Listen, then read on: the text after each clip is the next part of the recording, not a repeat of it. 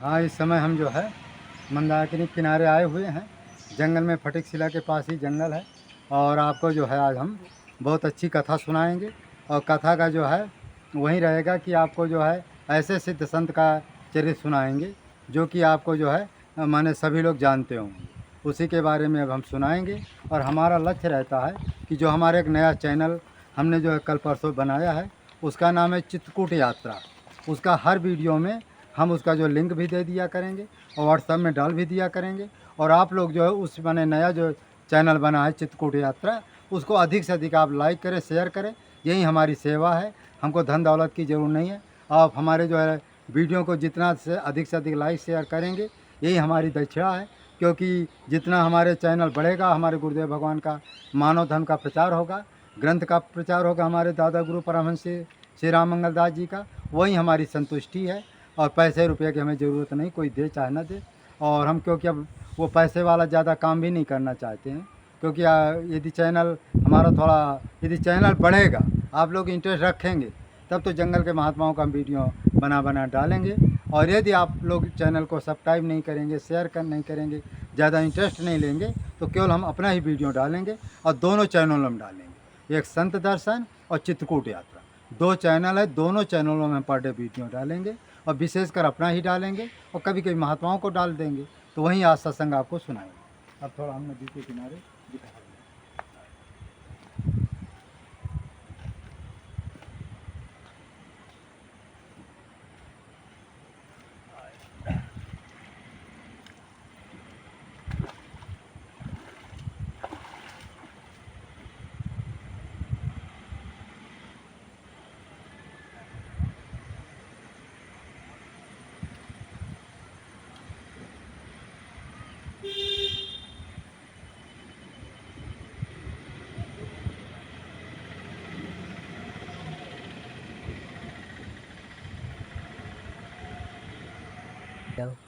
हाँ, जय श्री राम, जय श्री राम, जय राम, जय जय राम।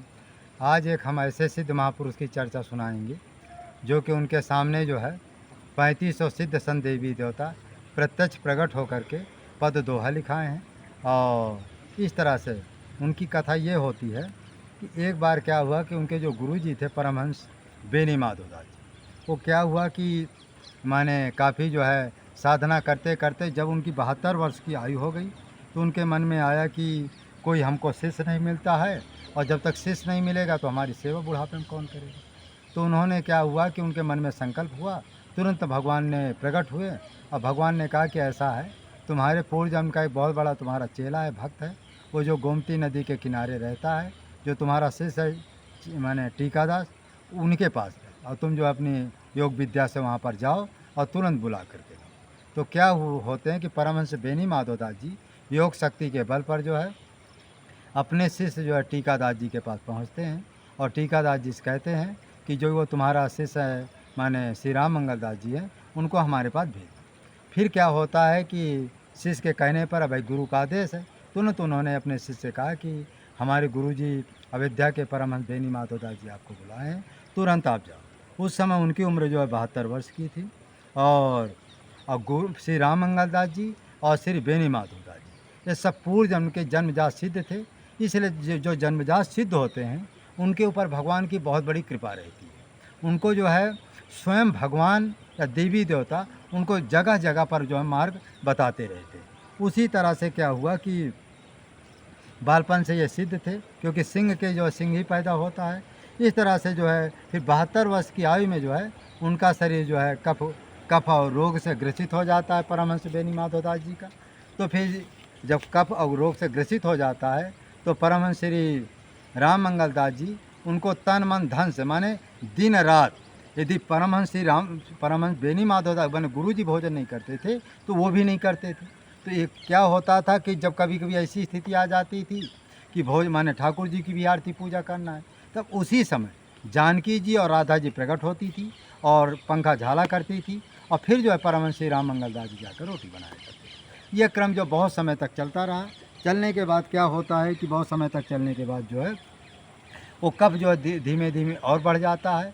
तो फिर परमहंस श्री राम मंगल दास जी खाना पीना बंद कर देते हैं, क्योंकि कब जब इतना ज़्यादा हो गया, इतना तकलीफ़ परेशानी होने लगी, तो खाना पीना भी बंद कर दिए थे परमहंस श्री बेनी माधव दास जी। तो 8-8 दिन, 3-3 दिन तक न वो खाते पीते थे और न ये खाते पीते थे।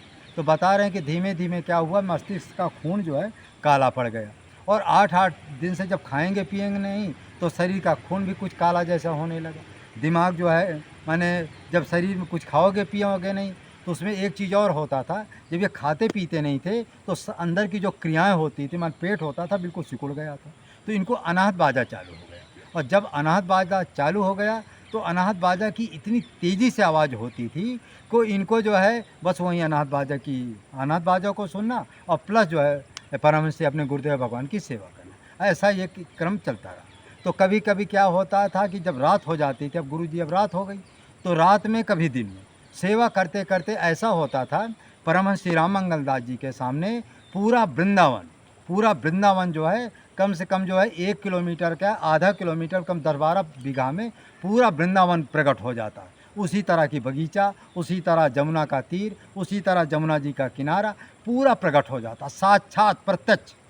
और फिर क्या होता था, उसी समय की माने द्वापर युग की जो गोपियाँ ग्वाल बाल होते थे और किरण भगवान होते राधिका, वो सब प्रकट होती थी। फिर रासलीला होती थी, और रासलीला कब तक चलती थी, रात 10 बजे से लेकर के रात जो है 4 बजे तक ये रासलीला चलती थी। और फिर रात में जो जब 4 बज जाते थे तो रोज़, अच्छा ये लीला रोज़ माने खुले आँखों से जो है अपने गुरुदेव जी की सेवा के बल पर, गुरुदेव जी की कृपा के बल पर ये नित्य लीला खुले नैनों से परमहंस श्री राम मंगल दास जी नित्य देखा करते थे। तो एक दिन क्या हुआ कि देखते देखते क्या होता है कि ये लीला देख रहे थे, तो क्या कारण, अच्छा जब 4 बज जाते थे तो विसर्जन होता था, फिर लीला अंतर्जान। इस तरह से ये लगातार बहुत समय तक ये कार्यक्रम चलता रहता था।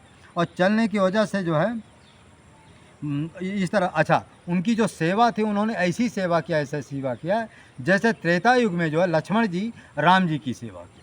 उनको भोजन की भी सुध नहीं रहती थी, इस तरह से गुरु जी की सेवा करते। और इसी तरह लक्ष्मण जी खाना पीना बंद करके दिन रात भगवान की सेवा करते थे। और उसी तरह परमहंस श्री राम मंगल दास न दिन में सोते थे न रात में सोते, या तो भगवान का भजन करना, अनाहत बाजा सुनना, और प्रत्यक्ष भगवान की लीलाएं होती थी उसको देखते रहते, और बड़े महाराज जी की माने परमहंस बेनी माधव दास जी की सेवा में नित्य जो है लगे रहते। और इसका परिणाम ये हुआ कि जो है कलयुग में इनको जो दिव्य अनुभव, अच्छा कलयुग में सिद्धों को अनुभव होते हैं, लेकिन वो अनुभव कब होते हैं, जब समाधि ध्यान में रहते हैं। जब समाधि ध्यान में रहते हैं तब भगवान की दिव्य लीलाओं का वो पर डे माने प्रतिदिन जो है माने रात में जो है माने दर्शन होता है, दिव्य लीलाएं को देखते हैं।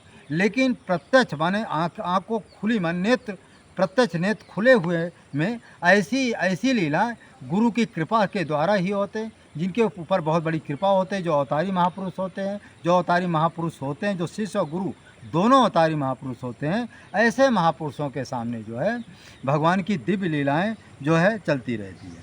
इस तरह से जो है भगवान की अनंत लीलाएं जो है, अच्छा उनका जो शरीर था काफ़ी हष्टपुष्ट था, बलवान था, लेकिन क्या हुआ कि जब 8-8-10 दिन भोजन आप करेंगे नहीं, धीमे धीमे कृश हो जाएंगे।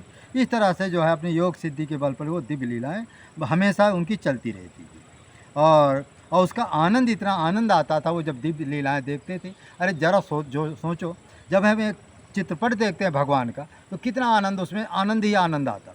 और जब प्रत्यक्ष भगवान की लीला देखेंगे, भगवान साक्षात जो है कृष्ण जी को देखेंगे, साक्षात वृंदावन को देखेंगे, साक्षात जो है गोपी ग्वालों को देखेंगे, साक्षात राधिका जी को देखेंगे, तो आनंद क्या, महाआनंद आएगा। क्योंकि उसमें नाना प्रकार के वाद्य यंत्र बजते हैं, नाना प्रकार के देवी देवता आकाश से फूलों की वर्षा करते हैं। ये जितने रासलीला होते, क्योंकि जो गोपियाँ हैं वो कोई साधारण गोपियाँ तो थी नहीं, वो सीधा स्वयं गोलोक से आई थी। वो गोपियाँ भी बहुत सुंदर थी, क्योंकि वो जब गोपियाँ जाया करती थी रासलीला में पूरा श्रृंगार बना कर जाती, और जो श्रृंगार बनाकर जब महिलाएं जाती है तो उसका आनंद कुछ और ही होता है। तो इसलिए बड़े महाराज जी कहते थे, जब प्रत्यक्ष दिव्य लीलाओं का आस्वादन करते थे, आनंद ऐसा होता था, लगता है कि फिर खाना पीना सब भूल जाते।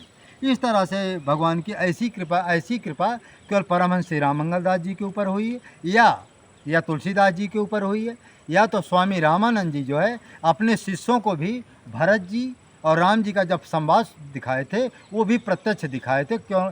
मंदाकिनी में पूरा जो है माने उस समय का जो है माने त्रेता युग का जो भरत और राम का मिलन था उसको प्रत्यक्ष प्रकट कर दी। या तो उस समय ये लीला हुई थी या तो माने तुलसीदास जी को लीला दिखने में आई थी, या तो हमारे दादा गुरु जी की परमहंस श्री राम मंगलदास जी के जीवन में हुई थी। ऐसी सेवा, ऐसी कृपा दया किसी बिरले महापुरुष को होती है। नहीं, प्रत्यक्ष भगवान की ये दिव्य लीलाओं का दर्शन सभी को नहीं होते हैं।